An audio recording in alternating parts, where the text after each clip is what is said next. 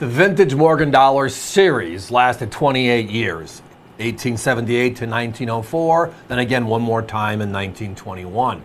There were 29 Philadelphias, there were 28 San Franciscos, 26 New Orleans, 13 Carson cities, and that one Denver at the very, very end. With all of that said, no two of those are alike. No two of them are treated like they're alike. But inside of that group of give or take 100 coins, there are a couple that are like, wow, when you get to the uncirculated category. Start adding the digits. So as we always strive for here is, how close can I get, yet it's affordable.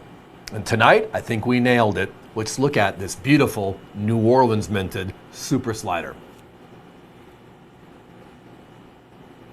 Now this is 1886. It's one of the key coins issued during the Wild West heyday, the 1880s.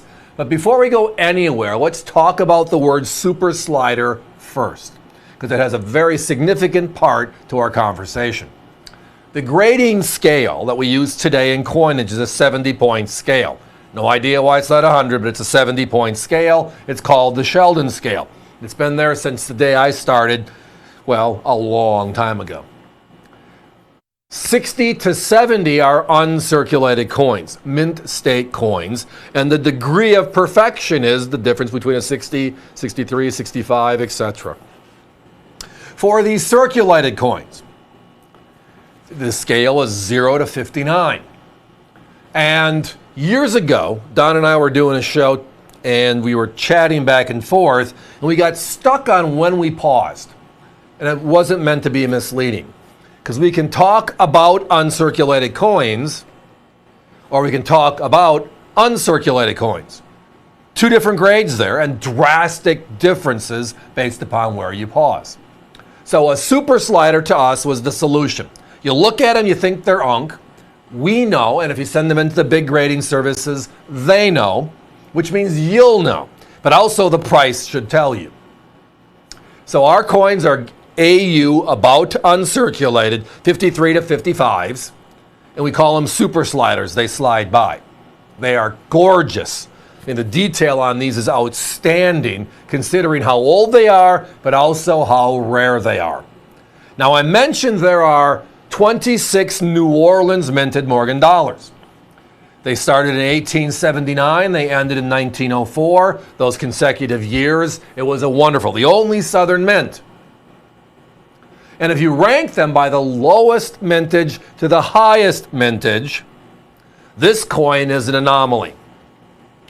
This coin ranks number 20 out of 26 by mintage figures. But that's the reason why we don't buy by mintage figures.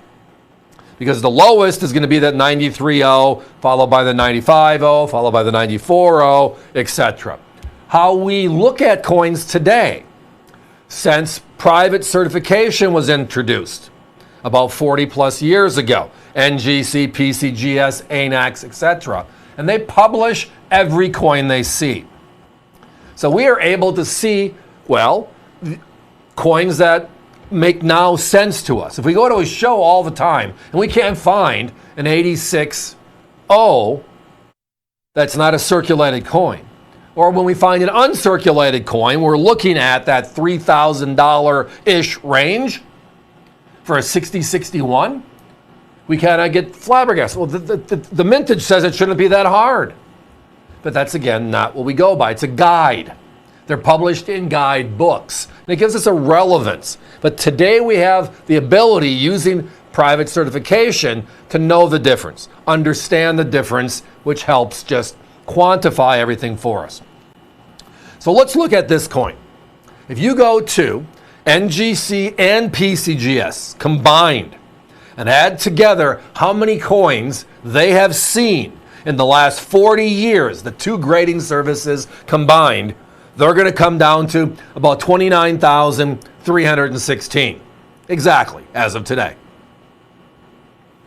So what does that mean? Well, the coins right before this, the 83.0, 300,000, the 84.0, 486,000, the 85.0, 461,000.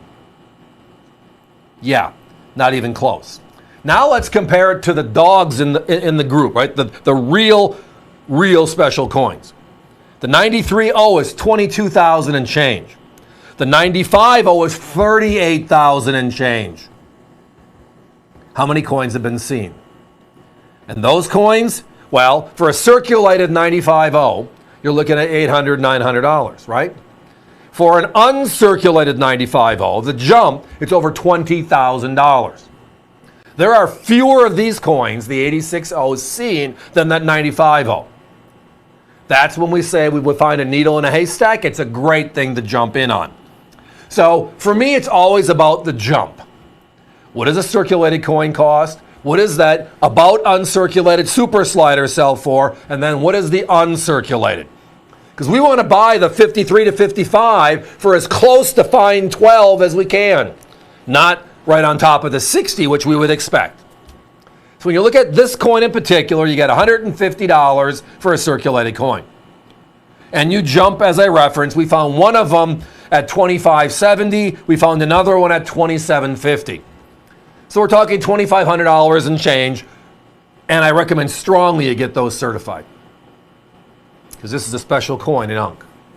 So this price, where my competition is at $469, $489, we're at $249.95 tonight. Our price is right on top of that of a circulated coin.